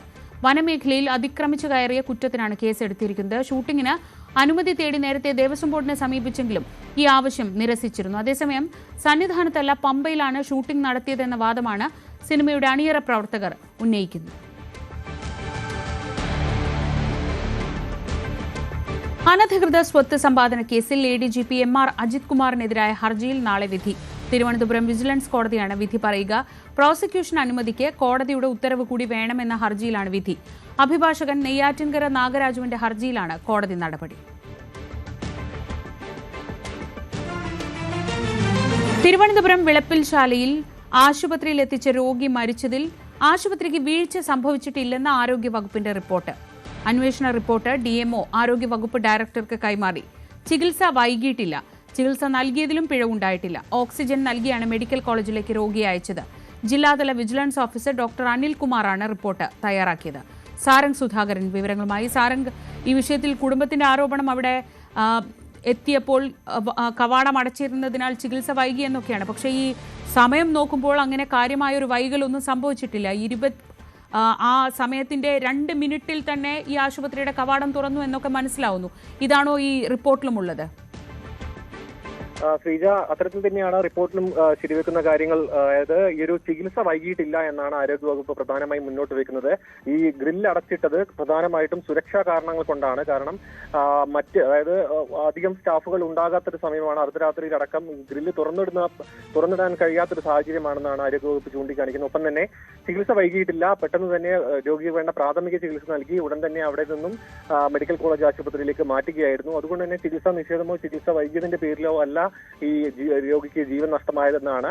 ഒപ്പം തന്നെ ഈ ഒരു കുടുംബത്തിന്റെ ആരോപണം തള്ളിക്കൊണ്ട്, അതായത് 2 മിനിറ്റിനുള്ളിൽ തന്നെ രോഗിയെ അകത്തേക്ക് എത്തിച്ചുകൊണ്ട് ഓക്സിജൻ നൽകാനും ഒപ്പം മറ്റ് അടിയന്തര വൈദ്യസഹായം നൽകാനും സാധിച്ചു. അതുകൊണ്ട് തന്നെ ചികിത്സാ പിഴവോ അല്ലെങ്കിൽ ചികിത്സ വൈകുന്നൊരു സാഹചര്യമോ ഈ ഒരു CCTV ദൃശ്യങ്ങളിൽ കാണുന്ന പോലെ വലിയൊരു ഗുരുതരമായൊരു തെറ്റ്, അതായത് പിഴവ് ആശുപത്രിയുടെ ഭാഗത്തു നിന്നും ഉണ്ടായിട്ടില്ല എന്നാണ് ഇപ്പോൾ റിപ്പോർട്ടിൽ പറയുന്നത്. കുടുംബത്തിന്റെ പ്രതികരണം ഇതിൽ വന്നിട്ടില്ല. മാത്രമല്ല കുടുംബം ഇതിൽ കൃത്യമായി ആരോപണം ഉന്നയിച്ചിരുന്നു. അതായത് ഈ ആശുപത്രി അധികൃതരെ പലതവണ വിളിച്ചിട്ടാണ് അവർ പുറത്തേക്ക് ഇറങ്ങി വരാൻ തന്നെ തയ്യാറായത് എന്നടക്കമായിരുന്നു ഈ ഒരു കുടുംബത്തിന്റെ ആരോപണം. മറ്റ് ഒരു കാര്യം ഒരു റിപ്പോർട്ടിൽ സൂചിപ്പിക്കുന്നത് ഹൃദയ സംബന്ധമായ അസുഖമുള്ള വ്യക്തിയാണ്. അതുകൊണ്ട് തന്നെ ഈ ഒരു ആശുപത്രിയിൽ, അതായത് പെട്ടെന്ന് തന്നെ മെഡിക്കൽ കോളേജിലേക്ക് മാറ്റേണ്ട ഒരു സാഹചര്യമായിരുന്നു. ആ യാത്രക്കിടയിലായിരിക്കണം മരണമടക്കം സംഭവിച്ചത് എന്നാണ് ഇപ്പോൾ മെഡിക്കൽ ബോർഡിന്റെ റിപ്പോർട്ടിൽ പരാമർശിക്കുന്നത്. ശ്രീജ, സാരംഗ് സുധാകരനാണ് വിവരങ്ങൾ നൽകിയത്. എന്തായാലും അന്വേഷണ റിപ്പോർട്ട് ഇപ്പോൾ ഡിഎംഒ ആരോഗ്യ വകുപ്പ് ഡയറക്ടർക്ക് കൈമാറിയിരിക്കുകയാണ്. ആശുപത്രിയുടെ ഭാഗത്ത് വീഴ്ചയില്ല എന്നാണ് ഈ റിപ്പോർട്ടിൽ പറയുന്നത്. നേരത്തെ കുടുംബം പറഞ്ഞത് അവിടെ ഈ കവാടം തുറക്കാൻ വൈകിയതിനെ തുടർന്ന് ആണ് രോഗി അങ്ങനെ ഒരു അവസ്ഥയിലായതെന്നും അവിടെ ചികിത്സ നൽകിയില്ല എന്നുമായിരുന്നു കുടുംബത്തിൻ്റെ ആരോപണം. ആരോഗ്യമേഖലയെ കരിവാരി തേക്കാൻ ആസൂത്രിതമായ കുപ്രചാരണം നടക്കുന്നുവെന്ന് മന്ത്രി വീണ ജോർജ്. കരൾ മാറ്റിവെക്കൽ ഭീമമായ ചെലവോടെ സ്വകാര്യ ആശുപത്രിയിൽ നടക്കുമ്പോൾ സർക്കാർ ആശുപത്രിയിൽ പൂർണ്ണമായും സൗജന്യമായാണ് ചെയ്തത്. അല്ലാത്തവർക്ക് സൗജന്യമായും മിതമായ നിരക്കിലുമാണ് സർക്കാർ ആശുപത്രിയിൽ ശസ്ത്രക്രിയ നടക്കുന്നതെന്നും മന്ത്രി പറഞ്ഞു. സർ, കേരളത്തിന്റെ ആരോഗ്യ മേഖലയെ വളരെ ആസൂത്രിതമായി ആക്രമിക്കുന്നതിന് വേണ്ടി, കരുതേച്ച് കാണിക്കുന്നതിന് വേണ്ടിയിട്ടുള്ള ശ്രമങ്ങളുടെ ഭാഗമാണ് ഇത്. പക്ഷേ സാർ, ഇതിൽ ഒരു കാര്യമുണ്ട്. ഇത് സാധാരണ ജനങ്ങൾക്ക് പ്രാപ്യമായിട്ടുള്ള ചികിത്സ സൗജന്യമായി നൽകുന്നതിനാണ് ശ്രമിക്കുന്നത്. ഉദാഹരണം, കരൾ മാറ്റിവയ്ക്കൽ ശസ്ത്രക്രിയ. ഈ പറഞ്ഞതുപോലെ ഭീമമായ ചെലവ് സ്വകാര്യ വൻകിട ആശുപത്രികളിലാകുമ്പോൾ സൗജന്യമായി, കോട്ടയം മെഡിക്കൽ കോളേജിൽ 10 ശസ്ത്രക്രിയകൾ നടക്കുമ്പോൾ സാർ ആദ്യത്തെ 5 പൂർണ്ണമായി സൗജന്യമായി ചെയ്തു. കാരുണ്യ ആരോഗ്യ സുരക്ഷാ പദ്ധതിയിലൂടെ ഉള്ളവർക്ക് അത് പൂർണ്ണമായിട്ടും കവർ ചെയ്യപ്പെടുന്നുണ്ട് സാർ. ഈ 5 സൗജന്യമായി ചെയ്തത് കൂടാതെ സംസ്ഥാനത്ത് എവിടെ നടന്നാലും കാസ്പിലൂടെ പൂർണ്ണമായി സൗജന്യമായി ചെയ്തു കൊടുക്കുന്നു. അതുകൂടാതെ സാമൂഹ്യനീതി വകുപ്പിന്റെ സോഷ്യൽ സെക്യൂരിറ്റി മിഷൻ വഴി 5 ലക്ഷം രൂപ വരെ കൊടുക്കുന്നു സാർ. ഇതിലൊന്നും കവർ ചെയ്യപ്പെടാത്ത ചില ആളുകൾക്ക്, കാസ്പ് ഇല്ലാത്ത APL വിഭാഗത്തിൽപ്പെട്ട ആളുകൾക്ക് കോട്ടയം മെഡിക്കൽ കോളേജിൽ കരൾ മാറ്റിവയ്ക്കൽ ശസ്ത്രക്രിയ നടത്തിയപ്പോൾ 2 ലക്ഷം രൂപ 3 ലക്ഷം രൂപ ആയിട്ടുണ്ട് സാർ. പൂർണ്ണമായി സൗജന്യമായിട്ടോ മിതമായ നിരക്കിലോ ഈ ശസ്ത്രക്രിയകൾ ചെയ്തു കൊടുക്കുന്നതിനാണ് നമ്മൾ ശ്രമിച്ചിട്ടുള്ളത്. ഇപ്പോൾ ഹൃദയ മാറ്റിവയ്ക്കൽ ശസ്ത്രക്രിയ സാർ, ഈ ശസ്ത്രക്രിയയുടെ ആ ചെലവ് മാത്രമല്ല, ഇതിന്റെ ഹെലികോപ്റ്റർ ഉൾപ്പെടെ ഉപയോഗിച്ചുകൊണ്ട് ഇത് ട്രാൻസ്പോർട്ട് ചെയ്യുന്നതിനു വേണ്ടി 300 പോലീസ് സംവിധാനം ഉൾപ്പെടെ അതിനുവേണ്ടി സജ്ജമായി അത് ക്രമീകരണങ്ങൾ ചെയ്യുന്നതിന്റെ അടിസ്ഥാനത്തിലാണ് സാർ ഇത് സാധ്യമാക്കുന്നത്. അത് ഈ നാട്ടിലെ, നമ്മുടെ സംസ്ഥാനത്തെ നിസ്സഹായരായ ജനങ്ങളെ ചേർത്ത് പിടിച്ചുകൊണ്ട് തന്നെയാണ് സാർ ഈ സംവിധാനം മുന്നോട്ട് കൊണ്ടുപോകുന്നത്. ചരിത്രം കുറിച്ച് ഇന്ത്യയും യൂറോപ്പും 17 വർഷം നീണ്ട ചർച്ചകൾക്കൊടുവിൽ സ്വതന്ത്ര വ്യാപാര കരാറിൽ ഇന്ത്യയും യൂറോപ്യൻ യൂണിയനും ഒപ്പുവെച്ചു. ആഗോള GDPയുടെ 25% കരാർ പ്രതിനിധീകരിക്കുമെന്ന് പ്രധാനമന്ത്രി നരേന്ദ്രമോദി പറഞ്ഞു. 200 ബില്യൺ ആളുകൾക്ക് നേട്ടമെന്നായിരുന്നു യൂറോപ്യൻ പ്രതിനിധി ഉർസുല വോൺ ഡെർ യെലന്റെ അഭിപ്രായം. അമേരിക്ക അധിക ചുങ്കം ഏർപ്പെടുത്തി തളർത്തിയ ഇന്ത്യൻ കയറ്റുമതിയിൽ വൻ കുതിപ്പാവുകയാണ് യൂറോപ്പുമായുള്ള സ്വതന്ത്ര വ്യാപാര കരാർ.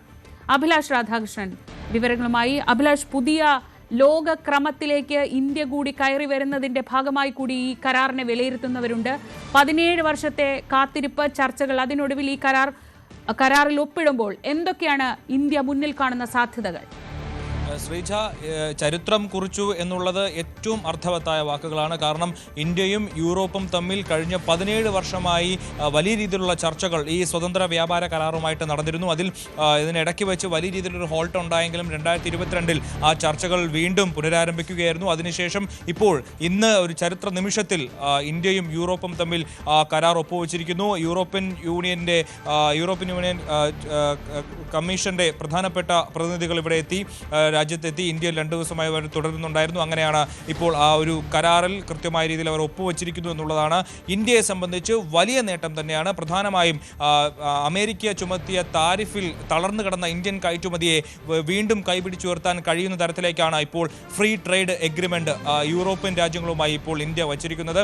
അതിൽ 90% ഇന്ത്യൻ കയറ്റുമതിക്കും 97% എന്നാണ് യൂറോപ്യൻ പ്രതിനിധികൾ പറയുന്നത്. അങ്ങനെ ഇത്രയും വലിയ രീതിയിൽ വലിയ ശതമാനം കയറ്റുമതിക്കും ഇനിയിപ്പോൾ താരിഫില്ല, ചുങ്കമില്ല, നികുതിയില്ല എന്നുള്ളതാണ് ഏറ്റവും പ്രധാനപ്പെട്ട കാര്യം.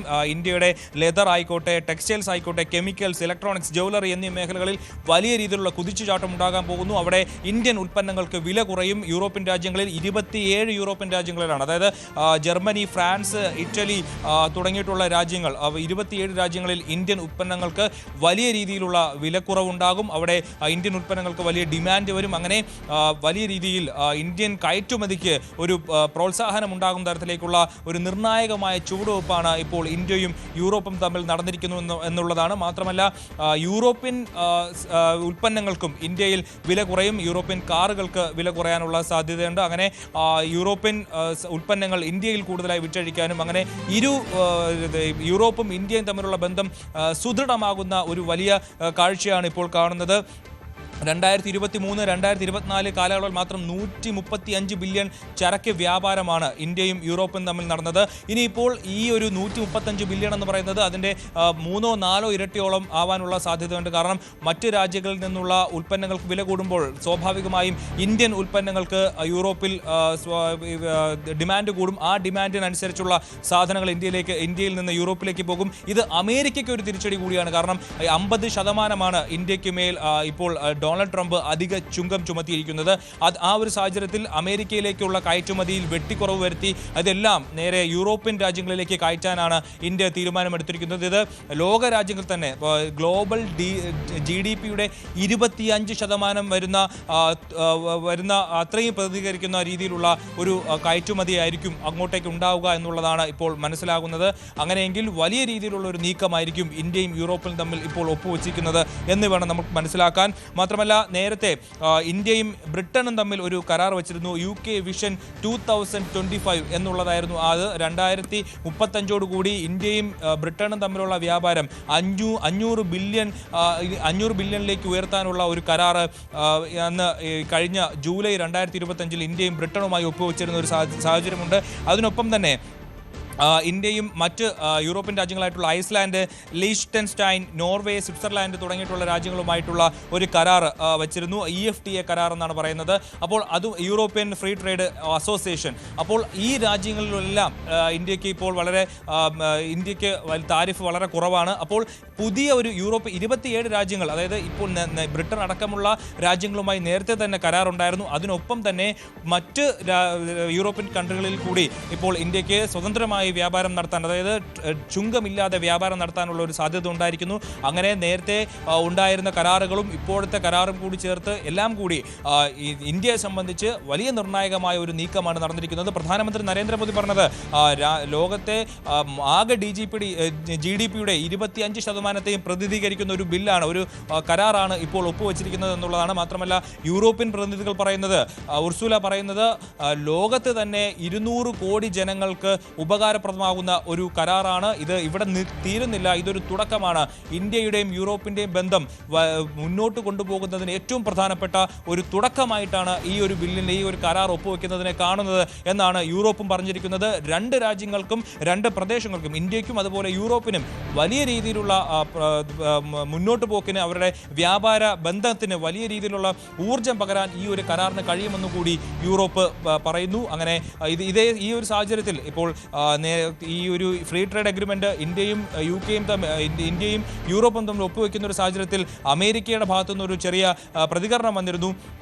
അതായത് റഷ്യയെ സഹായിക്കുന്ന ഇന്ത്യയോടാണ് യൂറോപ്പ് കരാർ വയ്ക്കുന്നത്. ഇത് യുക്രൈനുമായിട്ടുള്ള ബന്ധത്തെ യുക്രൈനിൽ നടക്കുന്ന യുദ്ധത്തെ പ്രോത്സാഹിപ്പിക്കാനാണ് പ്രോത്സാഹിപ്പിക്കാനേ ഈ ഒരു ഫ്രീ ട്രേഡ് എഗ്രിമെന്റ് വഴിവെക്കൂ എന്നുള്ള ചില പ്രതികരണങ്ങൾ കൂടി അമേരിക്കയുടെ നീരസം ഈ ഒരു ഇന്ത്യ യൂറോപ്പ് ബന്ധത്തിൽ അമേരിക്കയുടെ നീരസം കൃത്യമായി അവർ പ്രകടിപ്പിക്കുന്ന ഒരു വാർത്ത കൂടി ഇപ്പോൾ പുറത്തു വരുന്നുണ്ട്. അങ്ങനെ അമേരിക്കയെ കൃത്യമായ രീതിയിൽ അകറ്റി നിർത്തിക്കൊണ്ട് അമേരിക്ക ചുങ്കം ചുമത്തിയതിന് പിന്നാലെ ഇന്ത്യ മറ്റു വഴികൾ തേടുന്നു. ആ വഴികൾ തേടിയതിൽ ഏറ്റവും വലിയ deal, mother of all deals എന്നാണ് യൂറോപ്പും ഇന്ത്യയും ഈ കരാറിന്, ഈ ഫ്രീ ട്രേഡ് എഗ്രിമെന്റിനെ വിശേഷിപ്പിച്ചിരിക്കുന്നത്.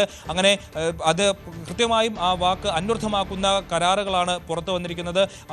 ഈ വ്യാപാരത്തിന് പുറമെ ഡിഫൻസിലുമടക്കം പ്രതിരോധ മേഖലയിലും കരാറുകൾ ഒപ്പിട്ടിരിക്കുന്നു എന്നുള്ളതാണ്. ഒരുമിച്ച് ഇന്ത്യയും യൂറോപ്പും ഒരുമിച്ച് മുന്നോട്ട് പോകാനുള്ള എല്ലാ പോയിന്റ്സും അടങ്ങിയിട്ടുള്ള ഒരു ഫ്രീ ട്രേഡ് എഗ്രിമെന്റിലേക്ക് ഒപ്പുവെച്ചിരിക്കുന്നു. 17 വർഷങ്ങളുടെ കാത്തിരിപ്പിന് ശേഷമാണ് ഈ പ്രധാനപ്പെട്ട ഈ ഒരു ഫ്രീ ട്രേഡ് എഗ്രിമെന്റ്, സ്വതന്ത്ര വ്യാപാര കരാറിന് ഇപ്പോൾ ഒപ്പുവെച്ചിരിക്കുന്നത് എന്നുള്ളതാണ് ഏറ്റവും പ്രധാനപ്പെട്ട വിഷയം. ഇതിൽ വരുന്ന മണിക്കൂറുകളിൽ അമേരിക്കയുടെയും റഷ്യയുടെയും ഒക്കെ ഒരുപക്ഷെ അവരുടെ പ്രതികരണങ്ങൾ ഉണ്ടാവാനുള്ള ഒരു സാധ്യത കൂടി നമുക്ക് മുന്നിൽ കാണേണ്ടതുണ്ട്. ശ്രീജ.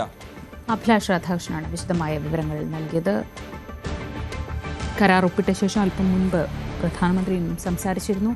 എന്തായാലും ഈ ആഗോള GDP-യുടെ 25% ഉൾക്കൊള്ളുന്നതാണ് ഈ കരാർ എന്നതാണ് പ്രധാനമന്ത്രി അവകാശപ്പെട്ടത്. അമേരിക്ക തീരുവ എന്ന ഒരു വാൾ കാണിച്ച് ഭയപ്പെടുത്തുമ്പോൾ അതിലും മികച്ച രീതിയിൽ യൂറോപ്യൻ രാജ്യങ്ങളുമായി ഒരു സഹകരണത്തിലൂടെ മുന്നോട്ട് പോകാൻ കഴിയുമെന്നാണ് ഇന്ത്യയുടെ പ്രതീക്ഷ. അത് വിപണികളിലടക്കം പ്രതിഫലിക്കുന്നു എന്നാണ് റിപ്പോർട്ടുകൾ.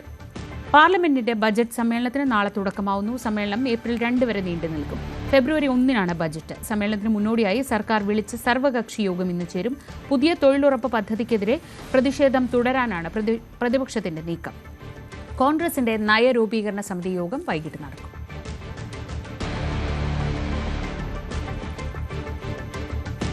വികസനങ്ങൾ നടത്തിയിട്ടും ജനങ്ങൾക്ക് അനിഷ്ടം നിലനിൽക്കുന്നു എന്ന് തുറന്നു പറഞ്ഞ മുൻ ധനമന്ത്രി തോമസ് ഐസക്, താഴെത്തട്ടിൽ പ്രവർത്തകരും ജനങ്ങളുമായുള്ള ഇടപെടൽ യാന്ത്രികമായി, പെരുമാറ്റ ശൈലി ശരിയല്ലെന്ന് ചിലരെങ്കിലും ചൂണ്ടിക്കാട്ടുന്നു. പോളിറ്റ് ബ്യൂറോ മുതൽ ബ്രാഞ്ച് സെക്രട്ടറിമാർ വരെയുള്ള നേതാക്കൾ വീടുകളിലെത്തി ജനങ്ങളെ നേരിട്ട് കണ്ട് പരാതികൾ കേൾക്കാനാണ് തീരുമാനമെന്നും തോമസ് ഐസക് ന്യൂസ് 18നോട് പറഞ്ഞു. അവർക്ക് ഒരാൾക്കും സർക്കാരിനെ കുറിച്ചൊരു പരാതിയില്ല. ഇതുവരെ അങ്ങനെ സർക്കാരിനെ കുറിച്ചൊരു മോശം ഒരാളും പറയാനില്ല. എല്ലാവരും പെൻഷൻ കിട്ടിയാൽ വളരെ സന്തോഷം, സ്ത്രീ സുരക്ഷയ്ക്ക് സഹായത്തിന് അപേക്ഷിക്കുന്നുണ്ട്, കുട്ടികൾക്ക് നല്ല സ്കൂളാണ്, തൊട്ടപ്പുറത്തെ ചെട്ടിക്കാട്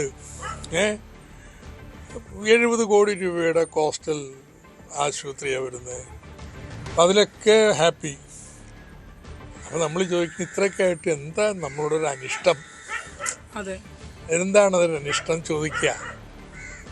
അപ്പം അതിനങ്ങോട്ട് തെളിച്ചങ്ങോട്ട് പറയണില്ല. എങ്കിലും നമ്മൾ ചോദിക്കുമ്പോൾ ചിലർ പറയും, നിങ്ങളുടെ ഈ പെരുമാറ്റം ശരിയായില്ല.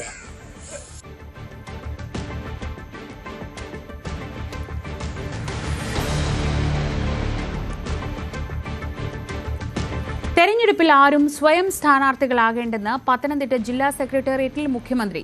സമയമാകുമ്പോൾ സ്ഥാനാർത്ഥികളെ പാർട്ടി തീരുമാനിക്കും. സിറ്റിംഗ് MLA-മാർ മണ്ഡലം ശ്രദ്ധിക്കണം. ചിലപ്പോൾ നിങ്ങൾ തന്നെ സ്ഥാനാർത്ഥിയാകും, അല്ലെങ്കിൽ മാറേണ്ടി വരും. ഇതായിരുന്നു മുഖ്യമന്ത്രിയുടെ വാക്കുകൾ. തെരഞ്ഞെടുപ്പ് പ്രചാരണം താൻ തന്നെ നയിക്കുമെന്ന് വ്യക്തമാക്കിയ മുഖ്യമന്ത്രി മത്സരിക്കുമോ എന്ന കാര്യത്തിൽ വ്യക്തത വരുത്തിയില്ല. ഇന്നലെ നടന്ന പത്തനംതിട്ടയിലെ CPM-ന്റെ ജില്ലാ സെക്രട്ടേറിയറ്റ് യോഗത്തിലാണ് മുഖ്യമന്ത്രി വിമർശനമായ രീതിയിൽ പറഞ്ഞത്. അത് പ്രധാനമായും ഈ സ്വയം സ്ഥാനാർത്ഥികൾ ആരും ആകണ്ട എന്നുള്ള കാര്യം കൂടി മുഖ്യമന്ത്രി വ്യക്തമാക്കിയിരുന്നു. അതിന് കാരണമായിട്ടുള്ള ഒരു പ്രധാന കാരണം ജില്ലാ സെക്രട്ടറി രാജു അബ്രഹാം തന്നെ നേരത്തെ മാധ്യമങ്ങളോട് കോന്നിയിൽ KE ജനീഷ് കുമാർ MLA-യും ആറന്മുളയിൽ വീണ ജോർജും മത്സരിക്കുമെന്ന് പറഞ്ഞിരുന്നു. അതുകൊണ്ടാണ് അത് പാർട്ടിക്ക് കീഴ്വഴക്കമില്ലാത്ത രീതിയിലുള്ള കാര്യമാണ് ജില്ലാ സെക്രട്ടറി പറഞ്ഞത്.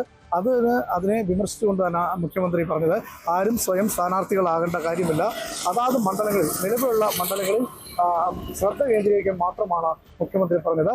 നിലവിലുള്ള സാഹചര്യത്തിൽ സ്ഥാനാർത്ഥിത്വം ആർക്കാണ് ലഭിക്കുന്നത് എന്നുള്ള കാര്യം പാർട്ടിയാണ് തീരുമാനിക്കേണ്ടത്. അത് സ്വയം പ്രഖ്യാപിത സ്ഥാനാർത്ഥി ആരും ആകണ്ട എന്നുള്ളൊരു മുന്നറിയിപ്പ് കൂടി മുഖ്യമന്ത്രി നൽകുന്നു. നിലവിലത്തെ സാഹചര്യത്തിൽ പ്രതിസന്ധികൾ മറികടക്കാൻ കഴിയും. നിലവിൽ ഇടതുഭരണത്തിന്റെ തുടർച്ച ഉണ്ടാകുമെന്നും മുഖ്യമന്ത്രി വ്യക്തമാക്കുന്നു. അതിന് ഗൃഹസന്ദർശനം അടക്കമുള്ള കാര്യങ്ങളിൽ പ്രവർത്തകർ ശ്രദ്ധ കേന്ദ്രീകരിക്കണമെന്നും മുഖ്യമന്ത്രി വ്യക്തമാക്കിയിട്ടുള്ളത്. മുഖ്യമന്ത്രി തന്നെ ആയിരിക്കും തെരഞ്ഞെടുപ്പിനെ നയിക്കുക എന്നുള്ള കാര്യം കൂടി വ്യക്തമാക്കിയിട്ടുണ്ട്. അതേസമയം മത്സരിക്കുന്ന കാര്യത്തെക്കുറിച്ച് കൃത്യമായൊരു വ്യക്തത അദ്ദേഹം നൽകിയിട്ടില്ല. എന്നാൽ തെരഞ്ഞെടുപ്പിനെ നേരിടാനുള്ള എല്ലാ സജ്ജീകരണങ്ങളും സംസ്ഥാനത്തുണ്ട്. അനുകൂലമായൊരു സാഹചര്യമാണ് ഉള്ളതെന്നും മുഖ്യമന്ത്രി വ്യക്തമാക്കിയിട്ടുണ്ട്. നിലവിലത്തെ സാഹചര്യത്തിൽ ആരും തന്നെ ഈ പ്രഖ്യാപിത ഓരോ മണ്ഡലവും കേന്ദ്രീകരിച്ച് സ്ഥാനാർത്ഥിയാകും എന്നുള്ള സൂചനകൾ നൽകിക്കൊണ്ടുള്ള പ്രചരണങ്ങൾ പാടില്ല എന്നുള്ളതാണ് മുഖ്യമന്ത്രി ഇന്നലെ ജില്ലാ സെക്രട്ടേറിയറ്റ് യോഗത്തിൽ വ്യക്തമാക്കിയത്. ഈ പത്മകുമാറിന്റെ വിഷയം, ശബരിമല സ്വർണ്ണക്കൊള്ളയുമായി ബന്ധപ്പെട്ടുള്ള കേസുമായി ബന്ധപ്പെട്ടുള്ള കാര്യങ്ങൾ ഇന്നലത്തെ സെക്രട്ടേറിയറ്റിൽ ചർച്ചയായില്ല. എന്തായാലും ഒരു താക്കീത് സ്വരത്തിലാണ് പറഞ്ഞത്. കാരണം നേരത്തെ രാജീവ് അബ്രഹാം ഇക്കാര്യത്തിൽ സ്ഥാനാർത്ഥികളുടെ പേര് പറഞ്ഞതാണ് ഏറ്റവും കൂടുതൽ വിമർശനത്തിന് കാരണമായത്. ശശിനാരായണനാണ് വിവരങ്ങൾ നൽകിയത്. കോൺഗ്രസ് സ്ഥാനാർത്ഥി നിർണയവുമായി ബന്ധപ്പെട്ട KPCC നേതൃയോഗം ഇന്ന് ചേരും. മധുസൂദനൻ മിസ്ത്രിയുടെ നേതൃത്വത്തിലുള്ള സ്ക്രീനിംഗ് കമ്മിറ്റി അംഗങ്ങളും യോഗത്തിൽ പങ്കെടുക്കും. തർക്കങ്ങൾ ഒഴിവാക്കി സ്ഥാനാർത്ഥി നിർണയം പരമാവധി വേഗത്തിലാക്കാനാണ് ഹൈക്കമാൻഡിന്റെ നീക്കം. ഓരോ മണ്ഡലങ്ങളിൽ നിന്നും ജയസാധ്യതയുള്ള 3 പേരുകൾ ഉൾപ്പെടുന്ന പട്ടികയാണ് സ്ക്രീനിംഗ് കമ്മിറ്റി ഹൈക്കമാൻഡിന് കൈമാറുക. പാലക്കാട് ഒഴികെയുള്ള എല്ലാ മണ്ഡലങ്ങളിലെയും സിറ്റിംഗ് MLA-മാർ മത്സരിക്കും. യുവാക്കൾക്കും വനിതകൾക്കും പ്രത്യേക പരിഗണന നൽകിക്കൊണ്ടാകും കോൺഗ്രസ് സ്ഥാനാർത്ഥി പട്ടിക പ്രഖ്യാപിക്കുക. ഡൽഹിയിൽ കോൺഗ്രസ് ദേശീയ നേതൃത്വവുമായി സംസ്ഥാനത്തെ മുതിർന്ന കോൺഗ്രസ് നേതാക്കൾ കഴിഞ്ഞ ദിവസം നടത്തിയ പ്രധാനപ്പെട്ട ചർച്ചയ്ക്ക് പിന്നാലെയാണ് KPCCയുടെ നിർണായക നേതൃയോഗം ഇന്ന് ഇന്ദിരാഭവനിൽ ചേരുന്നത്. മധുസൂദനൻ മിസ്ത്രിയുടെ നേതൃത്വത്തിലുള്ള സ്ക്രീനിംഗ് കമ്മിറ്റി അംഗങ്ങളും യോഗത്തിൽ പങ്കെടുക്കും. അതേസമയം കഴിഞ്ഞ ദിവസം ഡൽഹിയിലെ യോഗത്തിൽ നിന്ന് വിട്ടുനിന്ന ശശി തരൂർ ഇന്നത്തെ നേതൃയോഗത്തിലും പങ്കെടുക്കില്ല എന്നാണ് പുറത്തുവരുന്ന വിവരങ്ങൾ. പ്രധാനമായി സ്ഥാനാർത്ഥി നിർണയ ചർച്ചകളുടെ പട്ടിക തയ്യാറാക്കുക എന്നത് തന്നെയാണ് നേതൃയോഗത്തിലെ പ്രധാനപ്പെട്ട ദൗത്യം. ഓരോ മണ്ഡലങ്ങളിലെയും കോൺഗ്രസ് മത്സരിക്കുന്ന ഓരോ മണ്ഡലങ്ങളിലെയും ജയസാധ്യതയുള്ള 3 പേരുടെ വീതം പട്ടികയാണ് തയ്യാറാക്കുന്നത്. അതിൽ നിന്ന് ഏറ്റവും ജയസാധ്യതയുള്ള ഒരു പേരിലേക്ക് ഹൈക്കമാൻഡ് നേതൃത്വമായിരിക്കും ഒടുവിൽ എത്തിച്ചേരുക. നിലവിൽ പാലക്കാട് ഒഴികെയുള്ള എല്ലാ മണ്ഡലങ്ങളുടെയും സിറ്റിംഗ് MLA-മാർ മത്സരിക്കുമെന്ന് തന്നെയാണ് ലഭിക്കുന്ന വിവരങ്ങൾ. തൃപ്പൂണിത്തറയുടെ കാര്യത്തിൽ K. ബാബുവിന് അനാരോഗ്യം ചൂണ്ടിക്കാണിച്ചുകൊണ്ട് ഒരുപക്ഷെ അദ്ദേഹം മത്സരരംഗത്ത് നിന്ന് മാറി നിൽക്കാനുള്ള സാധ്യത ചർച്ചകളിലുണ്ട്. അതേസമയം അദ്ദേഹത്തിൻ്റെ കൂടിയൊരു നിലപാട് അറിഞ്ഞതിന് ശേഷം മാത്രമേ കോൺഗ്രസ് നേതൃത്വം ഇക്കാര്യത്തിൽ ഒരു തീരുമാനത്തിലേക്ക് എത്തുകയുള്ളൂ. എന്തായാലും 50% സീറ്റ് വനിതകൾക്കും യുവാക്കൾക്കുമായി മാറ്റിവെക്കുമെന്ന പ്രഖ്യാപനം അത് എത്ര കണ്ട് യാഥാർത്ഥ്യമാകും എന്നതാണ് ഇനി അറിയാനുള്ളത്. അതുമായി ബന്ധപ്പെട്ട പ്രധാനപ്പെട്ട ചർച്ചകൾ നടക്കുന്നുണ്ട്. ഇതിനോടകം തന്നെ തിരുവനന്തപുരം ഉൾപ്പെടെയുള്ള ജില്ലകളിൽ സീറ്റുകൾക്ക് വേണ്ടി അവകാശവാദം ഉന്നയിച്ച് വനിതാ നേതാക്കളും യുവ നേതാക്കളുമൊക്കെ രംഗത്തെത്തുന്ന ഒരു സാഹചര്യമുണ്ട്.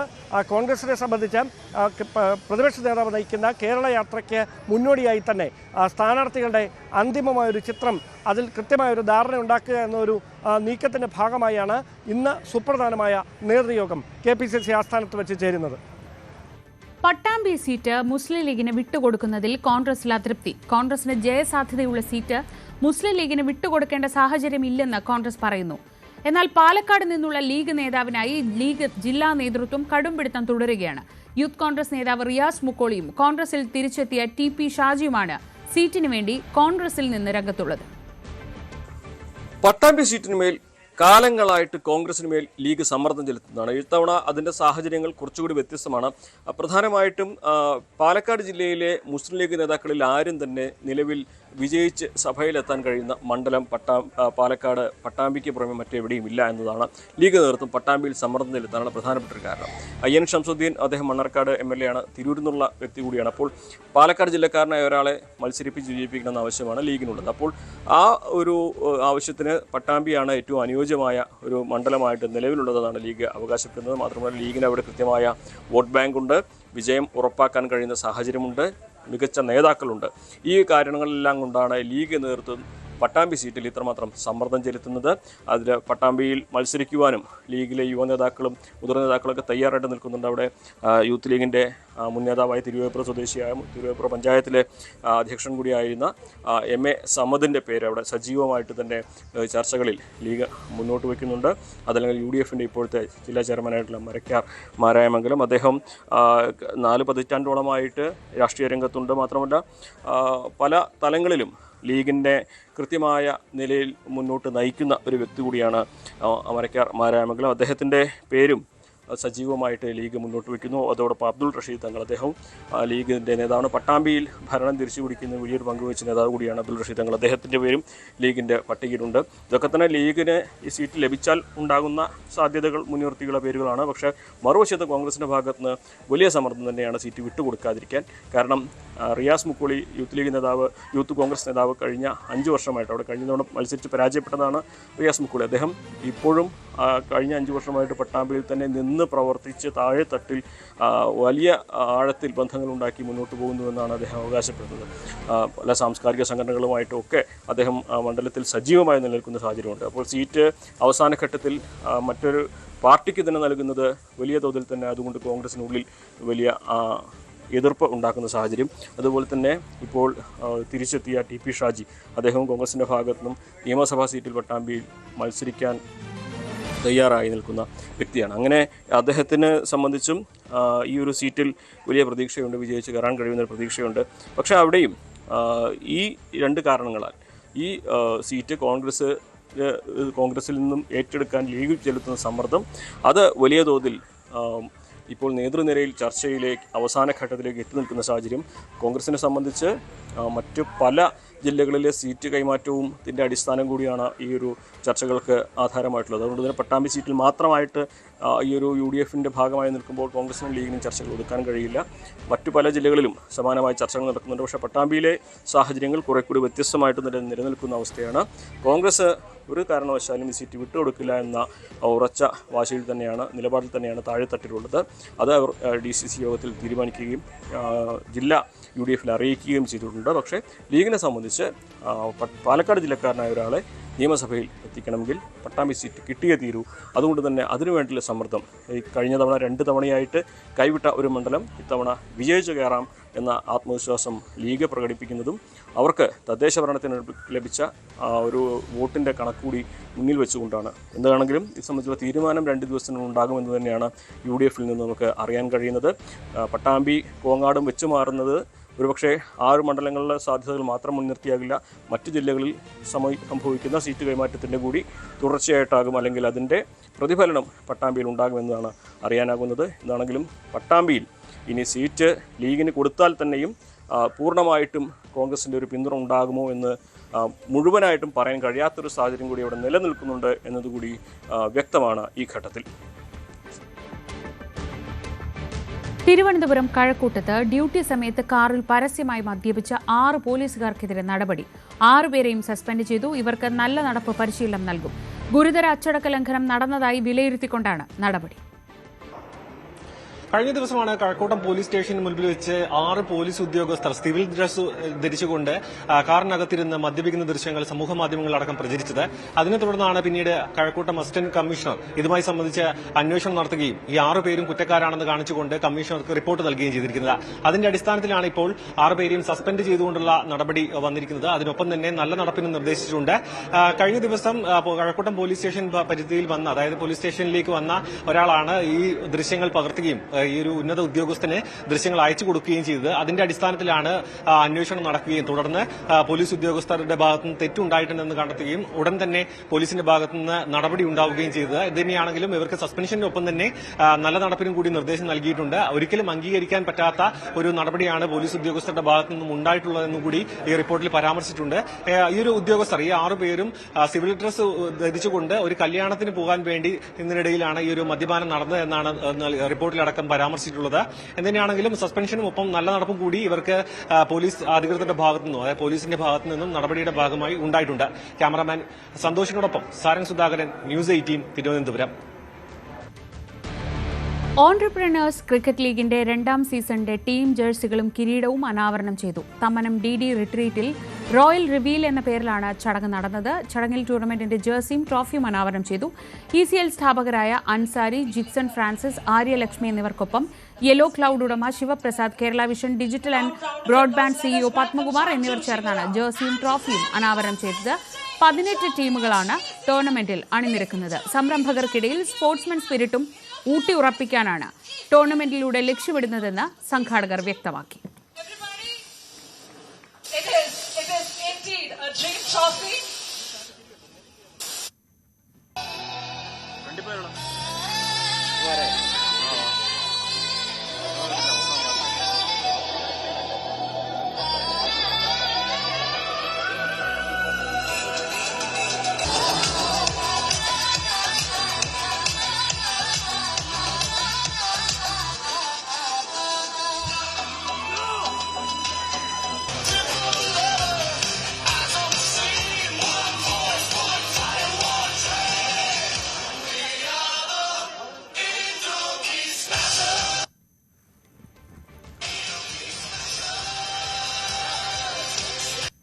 ഇനി ഇന്നത്തെ സ്വർണം വെള്ളി നിരക്കുകൾ നോക്കാം. കവിത ഗോൾഡ് ആൻഡ് ഡയമണ്ട്സ് ഇന്നത്തെ സ്വർണം വെള്ളി നിരക്കുകൾ നിങ്ങൾക്കായി സമർപ്പിക്കുന്നത് Kavitha gold and diamonds, the versatile jeweller. സ്വർണം 22 ക്യാരറ്റ് ഗ്രാമിന് 14,845 രൂപ, പവന് 1,18,760 രൂപ.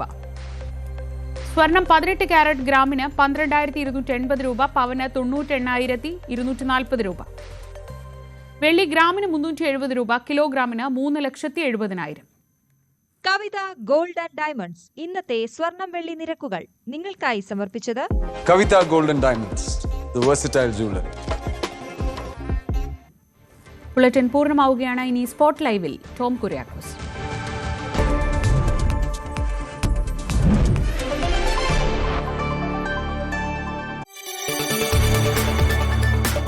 കൂടുതൽ വാർത്തകൾക്ക് news 18 Keralam YouTube channel subscribe ചെയ്യുക.